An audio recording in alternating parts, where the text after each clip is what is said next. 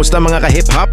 Ngayon, pag-uusapan natin ang makulay na kasaysayan ng Flip Top Battle League. Kung paano ito nagsimula, paano ito lumago, at kung nasaan na ito ngayon. Tara, simulan natin! Mag-subscribe kung fan ka ng Flip Top. Ibor simula at pinagmulan 2010, taong 2010. Inilunsad ang Flip Top Battle League ng isang visionary na MC, si Enigma.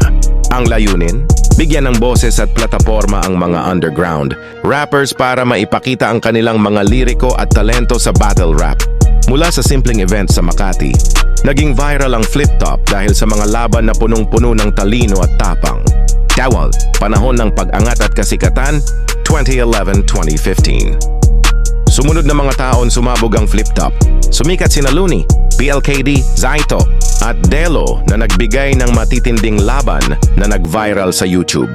Ang mga events gaya ng Ahon at Grind Time ay naging inaabangan ng lahat. At nakapasok na rin sa mainstream media. 3. Inobasyon at Ebolusyon, 2016-2020. Hindi nagpatinag ang Flip Top, ipinakita nila ang iba't ibang battle formats mula a cappella hanggang thematic battles. Sumulpot din ang mga bagong pangalan tulad ni Aklas, Shernan at Luxuria.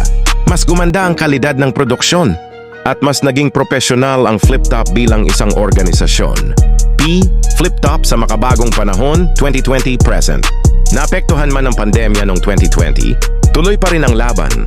Nag-upload sila ng archival battles para hindi mawalan ng gana ang mga fans.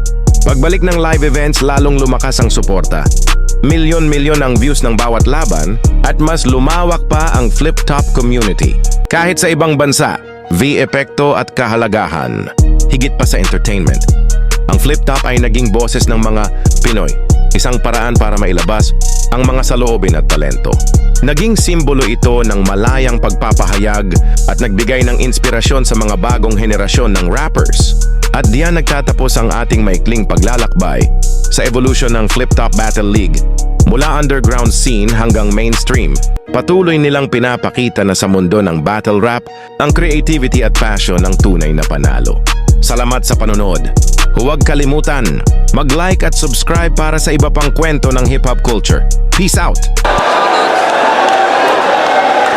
Juju, Anwaki, talaga na pa shoutouts. I don't know man, I don't know. Bitrong. Ayun, shoutout sa Panday Sining,